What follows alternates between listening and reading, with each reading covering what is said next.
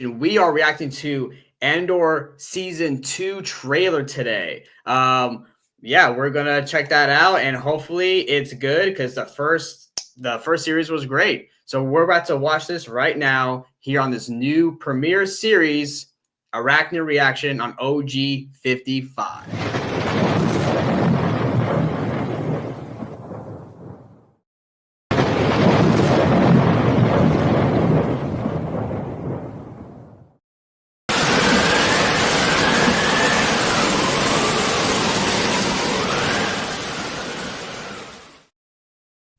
Oh yeah. Fantastic. That's like reminiscent of old school Transylvania, the game, like the side scrolling game. Yes. Webba's like, I don't know what you're talking about, but OG knows because we're old. Oh yeah, absolutely. I used to play the Castlevania all the time. Castlevania, yeah. Castlevania. Used to love that game. Perfect. Awesome. Well, everybody, welcome back to this new series premiere of this webisode, Arachnid Reaction. I got our boys, OG55 and Jay Sherer. Finally got this guy on for once. But yeah, OG, if you would like to let everybody at home know where they can find you, good sir. Yeah, absolutely. I want to thank you for having me on. Always a good time with you, Mr. Webba, and with Mr. Jay Sherer. You can find me here on YouTube, Orange Grove 55, talking theme parks, studio, all that good stuff with these fine gentlemen. You can also find me on Twitter at Orange Grove 55 and Instagram, Orange Grove 55. And you can find me on Blue Sky, Orange Grove 55, which I have no idea why 700 people follow me on that platform when I never tweet. But I do appreciate all 700 of you for like literally zero content over there on Blue Sky. I got to start posting on there. But yeah, Ebba, I do appreciate you, and thank you for having me on. Absolutely. Jay Sherer, the man down here, Story Geeks. First of all, it is always a pleasure to podcast or to do a show with Orange Grove 55 and Mr. Webba. Always a good time. So thanks for having me on. You can always find me at How Stories Work with Jay Sherer here on YouTube. I'm usually breaking down films to try and understand them better, breaking down scenes to try and see how a director did something so that I can get better at doing the same things. So How Stories Work with Jay Sherer is where you can find me, or you can find me right here on Orange Grove 55 with the Story Geek Show. Yes, absolutely. And if you have not seen No Vacancy yet, we have that as a member. Become a member. You can watch that that's a short film. It's great. Check it out by this guy right here. There it is. Yep, we watched the short film, and we have the cast. We react to it. Do like a little Q&A afterwards. It's really cool stuff. So if you're a member, check it out. No Vacancy. Absolutely. All right. Well, boys, we got this season 2 Andor trailer. First of all, real quick before we head into it, what'd you guys think of season 1? I know, Jay, you freaking loved it. Yeah, season 1 is it's fighting for being my favorite Star Wars. I also liked Mandalorian season 1 and season 2. That was awesome. I love Empire Strikes Back. That's great. So yeah, I'd like when Star Wars gets even a little bit more serious, or it doesn't have to be always space wizards. That's cool, sure, fine, that's great. But I like it when they are a little bit higher quality, and Andor is easily the highest quality Star Wars. And whenever I hear someone critiquing it, I'm usually like, no, you just don't like this type of Star Wars, right? Like I haven't heard a valid critique yet. I've heard it as boring. I'm like, well, I'm sorry, then you don't understand tension and how tension works and how tension builds over time. Or whether people will say like it's too slow. No, it's not slow. It's not too slow. It's just you don't like slow things. This isn't too slow. It's just maybe too slow for you. Right. But I thought it was right up there with Better Call Saul, Breaking Bad. Like we've never had Star Wars quality this high. I agree, Jay. And that's the one thing. And this is kind of funny because cheese and cringe is sort of part of the Star Wars DNA, because George Lucas loved cheesy, right? Yes. I'm not a fan of it, though. I got to be honest. Either. I'm not a fan of it. And Andor is really the one Star Wars property or product, or content that really doesn't have any of that. I mean, I can't think of a single moment in Andor season 1 that I was like, oh man, cheese. It doesn't have any of that. Almost nearly every other Star Wars movie or show has something, right? Yep. This doesn't. And that's why I completely agree with you. I love the seriousness of it. It's like you were saying, it's like a Breaking Bad or Better Call Saul, kind of in that Star Wars universe. It takes itself seriously, but I love that. That's what I want more of Star Wars. You can have humor and comedy in there, but you have to do it in a way. Sometimes the Star Wars stuff just comes off super cheese, man, and it doesn't work for me. But Andor really hit a lot of my buttons. I loved it. And you're right, Jay, too. When people say things, this is going to sound kind of funny, but like when people say stuff like that, like, oh, it was too slow, or, oh, you know, it didn't move fast enough for me. I think a lot of that, not always, not in every circumstance, right? But I think a lot of that in this day and age is more of a cultural thing, because like the Italiano always says, young people nowadays grow up on these short little these little clips, these TikTok little clips, you know what I'm saying? And I think that attention spans are different now than they were like when we were kids, Jay, and stuff. And it is not for everybody. I don't want to paint with a broad brush, you know, but like for a lot of young people, it is different for them. They do see things, you know, differently, and it's more quick edits. Even if you watch like cartoons from like today compared to like when we were kids, Jay, even in cartoons back in our day, they were paced a lot differently. Yes, they weren't like that, right? So it's just different. So I think a lot of that is more just like this current generation or young people, more than like Andor itself, I think. You know? Yeah, it's also a show that demands that you watch it more closely than a normal Star Wars.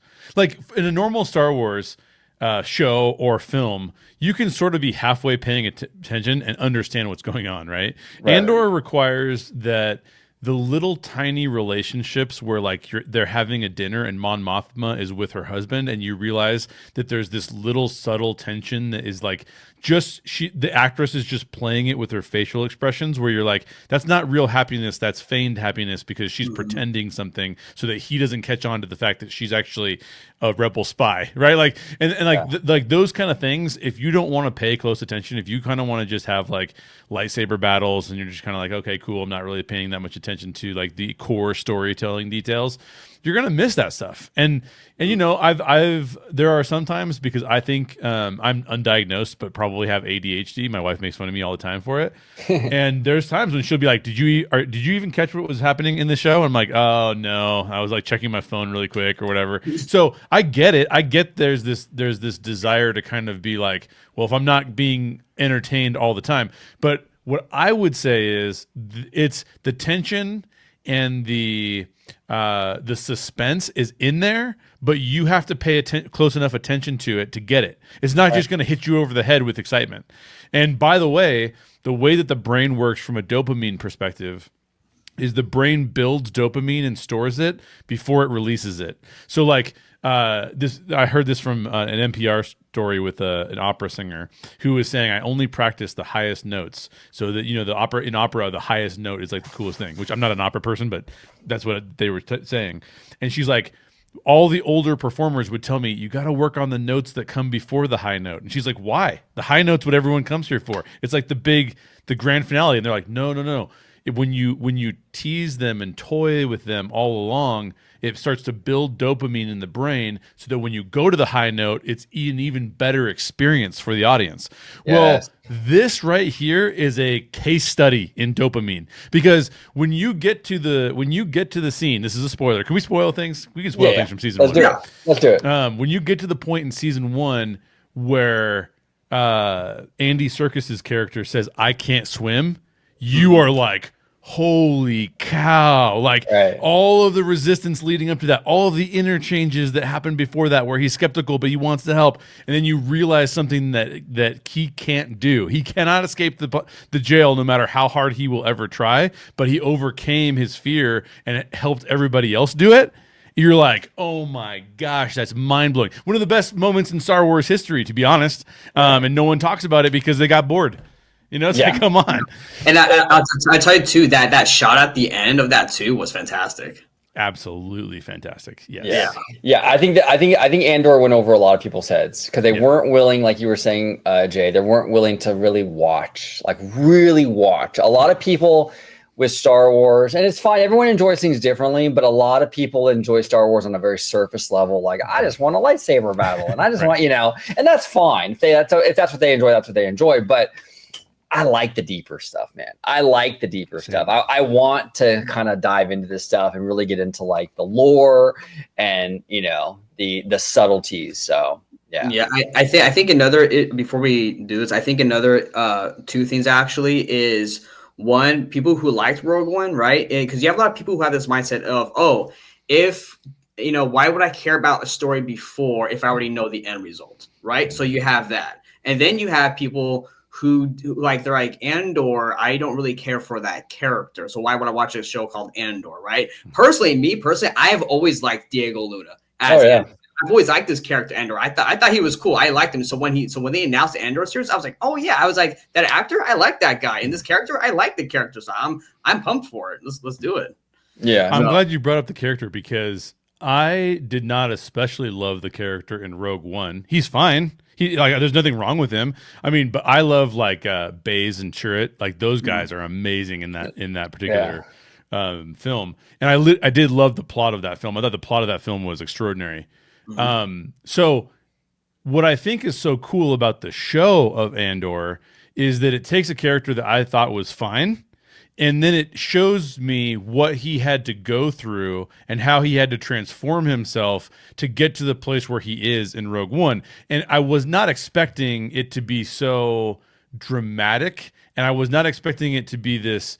I mean, talk about like, I have never seen a film in the Star Wars universe portray the actual feelings you and I would feel if we were rebel spies, like the frustrations with the other rebel spies and what they're not doing and how they may expose us to being crushed by the Empire, like all of the little subtleties of like, I don't even know if I can trust you. I don't even know if I can trust this other guy. All of those things are so incredibly well done that when you start to bring this Andor character to life, you're like, man, the things that this guy had to do and the things that he had to sacrifice to get to the place he gets to in Rogue One make this character even more intriguing than he was in Rogue One. Yeah, 100%, Jay. And this is exactly why we talked about it in the video we did recently, Ebba, where this is why I actually want more sequel trilogy stuff. Because I think a perfect example, you didn't really like the character Cassian in Rogue One, but when we deep dove into his character with the series, you're like, oh man, this is dope, right? I want the same to happen for the sequel trilogy, because the sequel trilogy is very divisive. Some people love it, some people hate it. It's very divisive. But if you can create a show or another movie that puts meat on them bones, like, you know, with these characters like Finn and Rey and Kylo and all that, and maybe even kind of dive into the more like the plans behind the scenes with Palpatine and all that cool stuff. Okay. I think you can create a greater appreciation for the sequel trilogy by doing that. But here's the thing. With Andor, it worked because Andor is a phenomenal show. Outstanding. But when you do sequel trilogy stuff, right, you better stick the landing though this time. You don't have like 14 tries to do this. You know what I'm saying? People already are like real iffy on Rey and all that stuff. Like if you're going to do a Rey movie or a trilogy or any of that or a show, it has to be a home run. It has to do what Andor has done for that character. But yeah, that's exactly why I want them to do sequel trilogy stuff, because I feel like it would benefit that trilogy, but it's hard because you don't know how it's going to end up, you know, and it's a risk. You know, I'm so glad you said that, because we're going to talk about Kathleen Kennedy after we watch the trailer and react to it, which I can't wait to see, because Ebba and I haven't seen it yet. Yep. So we're stoked. The two characters that make the most sense to do a show about or a film about, because they're choosing to do another Rey movie, right? And that, from what I understand, it's going to be it's going to be post sequel trilogy in terms of the timeline. But like, we kind of know Rey just spent over a decade on a desert planet scavenging stuff, right? So there's not much there. But dude, how in the world does Finn become a stormtrooper? Like, that's wild, right? Like, a whole show about that would be amazing. How does Poe Dameron get so good at his skills as a pilot, right? That would be amazing too. So I'm totally for that, but I feel like I feel like they're picking the wrong characters, which we'll talk. I think we can come back around to this conversation when we talk about Kathleen Kennedy. But like, it's just so strange. Like Andor makes sense because you go, how did this guy end up being this kind of spy? And then when you work that out, it's fascinating, right? But some of the other stuff they're greenlighting, I'm like, I'm not sure why. Yeah, like a Palpatine show would be dope, where it's Palpatine setting up the game plan in Rise of Skywalker. Because I felt like that whole thing was really loosey-goosey. Like somehow he returned, right? Yeah. Or whatever, right? Like I want to see like more detail in regards to that. Really flesh that out. That a Palpatine like a mini series, like a 4 or 5 episode thing explaining Palpatine's plan with that whole situation would be really, really dope. But you're right on that. Absolutely, Jay. Absolutely. Should we dive in, Eva? Let's do it. Let's watch this, guys. Here we go, and we'll react on the other side. It's only a minute and 35 seconds, so. Perfect.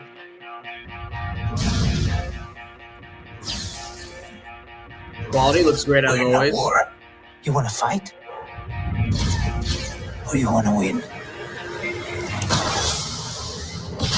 Oh, sick. Last night I dreamed that the world had turned around. All our hopes had come to be. Interesting song choice. The revolution starts now. Oh, I love him.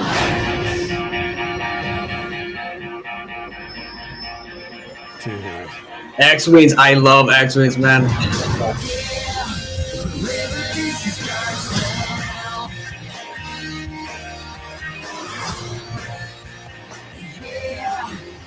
Oh, bro. Woo! Yeah.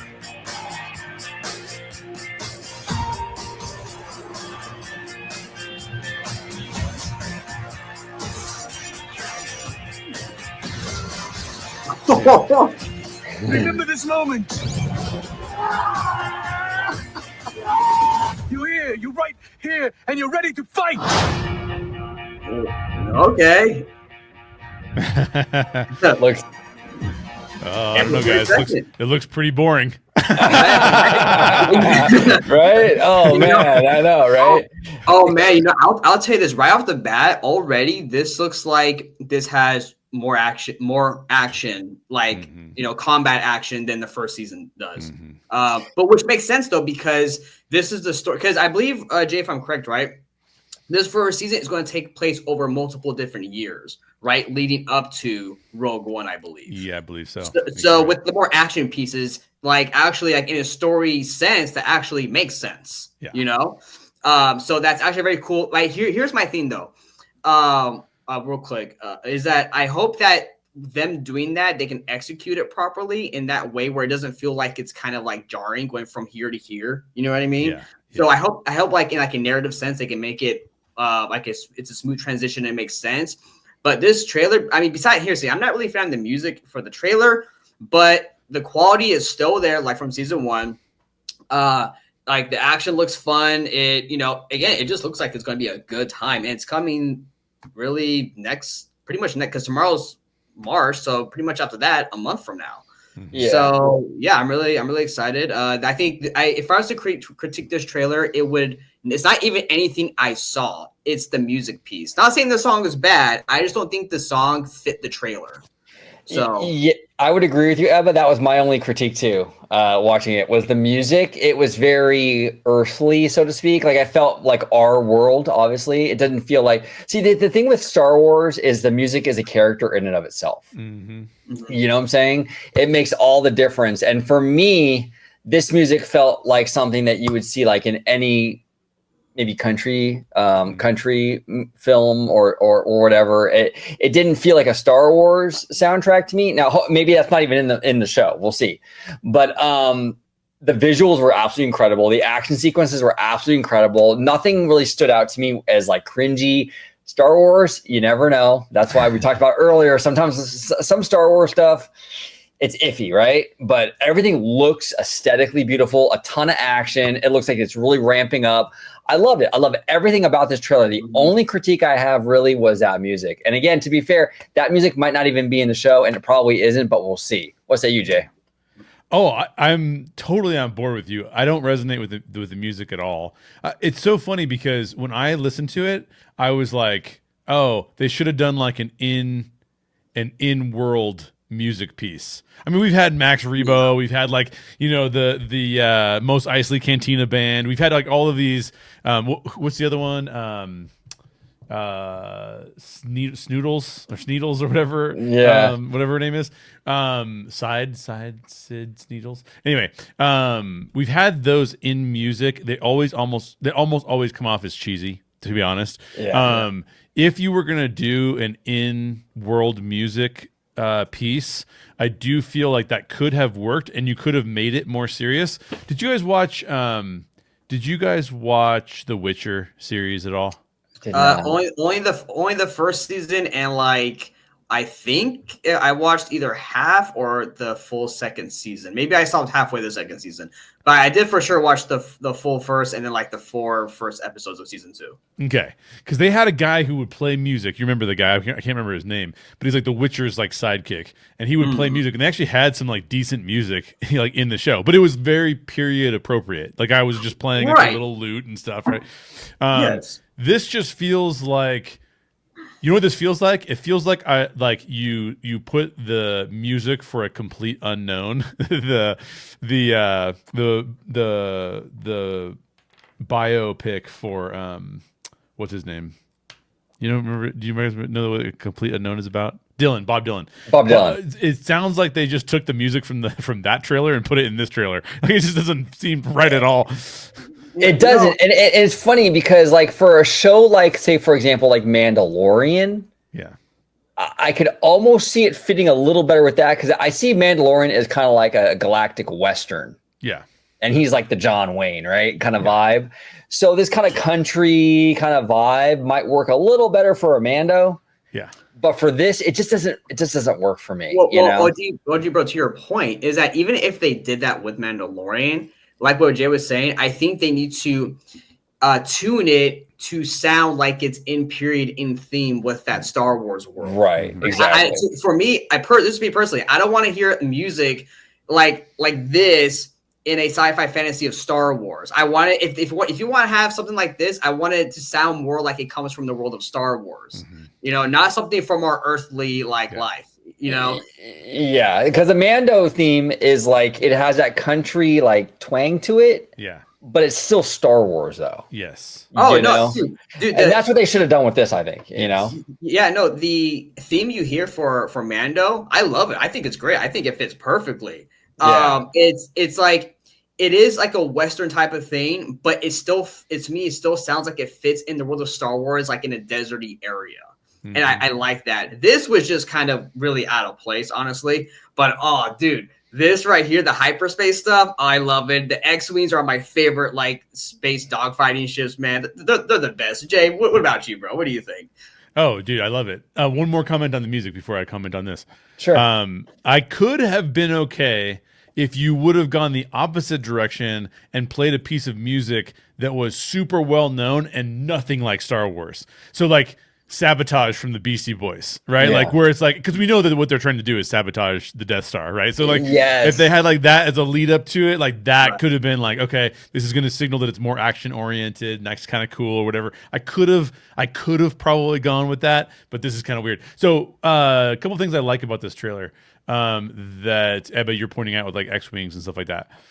Everything in this trailer, again, feels ground level. We're at a ground level with this series. Like when you look at like Marvel, right? And you have like your Daredevil, right? He's not fighting cosmic entities. He's at the ground level. He's fighting the friendly neighborhood Spider-Man. Now obviously Spider-Man's gone into the Avengers. He's doing all this kind of crazy stuff, but he started out as a friendly neighborhood kind of guy. I like this look at where like all the shots that we get don't make us feel like this is this grand space epic. It makes us feel like we are in the constrained, paranoid place of spies, and we're watching all these things go out. So there's a Tony Gilroy and his crew understand what this show is, and they consistently nail it, right? How many shots, even amongst all these cool shots that you're talking about, like Webba, like you're like, the X-Wings are dope. How many shots did we get of people just looking like they needed to take a deep breath because they just got out of a conversation that was terrifying to them? Like, this guy just nails it, man. Like, it's so good. So, man, you guys are getting me hyped about this. and here's the thing too, Jay. Tony Gilroy, correct me if I'm wrong, but he's not even really a fan of the franchise, if I'm not mistaken, right? No, not really. Yeah, he's just a good filmmaker. Well, he's a great filmmaker, and that kind of shows, because a lot of fans kind of get into this thing where like, oh, we need a super fan to do these films. Not necessarily. Tony Gilroy is a perfect example of like, just get a good filmmaker and they can do the work. You know what I'm saying? Like, you don't need, like, for example, you don't need to necessarily be a huge Rapunzel fan to do a Rapunzel movie, right? You can do the research and get that done and still make a great Rapunzel, you know? And I think the same thing with Star Wars. Like, Tony Gilroy, not a big fan of the franchise, but he knows enough, and he works with people like Filoni and is it Pablo? Yeah. Oh yeah. Pablo is the Hidalgo, I think. Pablo Hidalgo, is the story. I think he's mostly on the novel side. Oh, okay. But there's a wealth of resources at Lucasfilm that if Tony needs, you know, to make sure he's consistent with canon, they can work that out. Just get the best filmmaker. You don't need a super fan, you know? Well, OG, to your point and Jay's point as well, is that this, like, when you shoot or present it in this way, like with the characters and the ships and whatever, it really puts you in that human experience, right? They're really displaying and showcasing the human element and experience in the show. And I think that's like a lot of people make that connection to, right? Because it's grounded, right? It's grounded in more like, it's more in reality. It's like, oh crap, we're about to die. You know, it's like it's all these things. You know, there's no magical fairy tale stuff happening. This is, you know, we have the Empire coming. You know, we only have so many resources. We're using used weapons and ships and stuff like that. And it's a more serious, and it brings more of that human element into it. And I think that's why it works so very well. And it's, as being a great filmmaker, I think it doesn't really matter what type of thematic or series it is. If you're a great filmmaker, you can adapt and, you know, and put that experience to use in anything or any category you do. Absolutely. OG, can you fast forward to the shot of the Death Star? Yeah, absolutely. I got you. I'm gonna use what we're talking about to make a little bit of a point here. Oh, and real quick, the droid, was it K2? K2SO. Yeah. So I love him, Jay. He is so awesome. He's awesome. He's awesome. The shot of the Death Star. Hold on one second. Look at that, yo. Yeah. It looks amazing. Give me 1 second. I didn't miss it, did I? No, I don't think so. I think it's near the end. Okay. So I think it's coming up. The fight scenes in this thing are absolutely incredible. Dude, yeah, looks amazing. And and here's another thing, in like the kind of vibe I'm getting from this trailer too, there's a lot of desperation, it looks like, in this trailer as well. So like these guys are really fighting for their lives here, and I love that they showcase that in the trailer. Absolutely. I'm gonna let it kind of run. Oh yeah, here we go. So there we go. Right there.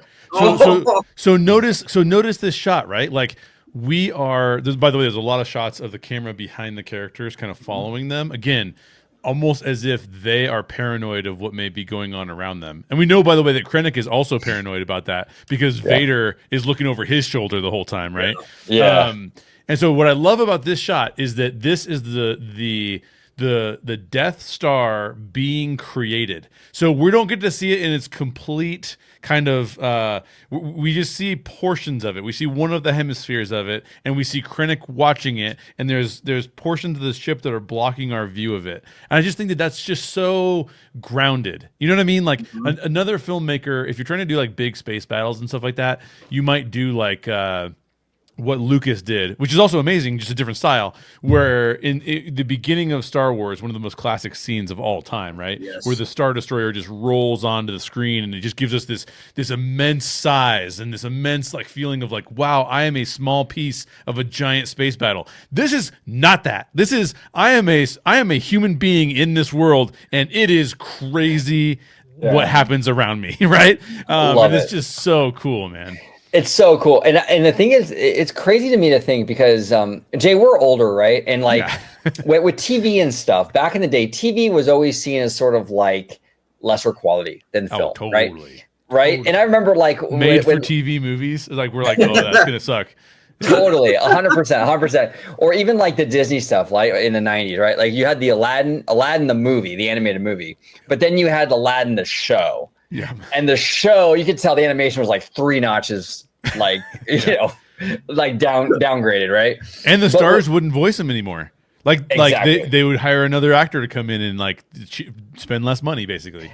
Exactly. It felt very budgeted compared to the film. But the thing that I love about this new era we live in, this looks every bit as good as a Star Wars movie. It does. It does. I mean, there's literally no difference. It's just as good, and I love it. Absolutely. Love it. And OG. So actually, I'm gonna ask this question for Jay because you might know having experience with some movies. So I'm curious as to why I love the way Andor looks, right? But here's my question for Disney and like Lucasfilm: why can't all their shows look like this? Right? Yeah, I mean, yeah, this is a good question. Why can't all the shows look like this? Well, here's the thing. And, one of the things that we talk about a lot on OG55 is the Iger era versus the Chapek era, right? Yeah. The Chapek era was very short-lived. What was it? Almost 2 years, or maybe a little over 2 years. One of the things that I can say, sometimes what you have to look at is, can we correlate two things, right? Can we say that one thing is related to another thing in terms of quality? And I think that there is one giant measurement specifically for Disney that is true. And that is, it's true for all streaming, but especially Disney, because if we go back in time, in 2019, 2020, when they were getting Disney Plus set up, they wanted lots of content. Well, what happens when you want lots of content, but you haven't had a plan in place for a very long period of time? It means that you constrain production to have to go faster. Well, when you constrain creatives and make them go faster, and they're trying to come up with original properties that we've never seen before, what you do is you don't allow them the space and the time to experiment, to hone the craft, to come alongside and make sure that everything is working well before it's released. Now, if you have somebody who is Steven Spielberg, if you have somebody who is Jon Favreau, whose career they've already learned a ton of lessons along the way, they can do some shortcuts because they know how to do shortcuts. They go, oh, that's not going to work. That will work. This won't work. I can get this person to do this for me instead. So what am I saying? I'm basically saying that one of the things that Tony Gilroy has clearly fought for, because it was true of, they announced Andor as a series a long time before we ever saw Andor. I mean, Let's put it this way. Kenobi was announced far after Andor and released far before Andor. So the problem I have is that it's usually about how much time the creative people are given. Like even the Acolyte, which I can't stand. I do not like the Acolyte even at all. However, if they had actually given Leslie Headland more time to work out some of the issues with the story, I think we would have had a much better TV show, right? Like creative, it's not like what you'll hear the grifters say is the grifters will come on and they'll say really asinine shit. Like they'll say stuff like, oh, it's because we had to see another female lead, or oh, it's because there's people of color in this. No, that's all bullshit. It's usually that the creatives did not get enough time to create the thing that they really wanted to create. So that's my thing, is like, give creatives the time. The problem is we all want to see stuff. Yeah. And Disney wants to release stuff because it keeps people coming back. And so they just rush everything. But there's some things that cannot be rushed. And I am so glad that Tony Gilroy holds to his timelines and is like, I'm sorry, I'm not getting it to you faster because I'm creating a masterpiece over here. If you want a masterpiece, it's got to be slower. Yeah. Well said. And you know, we also see the same kind of outcomes with creatives like James Cameron, who demand certain things and get it done. You know what I'm saying? And you're right, Jay. With the Chapek era, it was this mandate between him and Kareem Daniel to just get it out there. I mean, look, Kevin Feige's a really smart dude. You know, he had like the most successful run with that up until Endgame with the cinematic universe, right? He clearly knows what he's doing. Very creative dude, understands the product. As a producer, he may be the one of the highest earning producers in the history of film. Absolutely. If you take all of those films. Absolutely. Oh, 100%. And then you saw even Marvel, their quality dip during the Chapek years. And it's because of what you were saying. They weren't given the right time. The stuff was rushed out, you know, and now with Bob Iger back in, you know, he's putting a focus more on quality over quantity. And I think it's going to improve. But yeah, that Chapek era, it really did impact a lot of stuff. So it's wild. Shots swinging high, Mr. Webba, the city's alley, Orange Grove where danger hides with web swinging action. He'll turn the tides, dodging bullets, leaping tall. Webba's here to save us all from the villains. He won't fall. Spinning webs,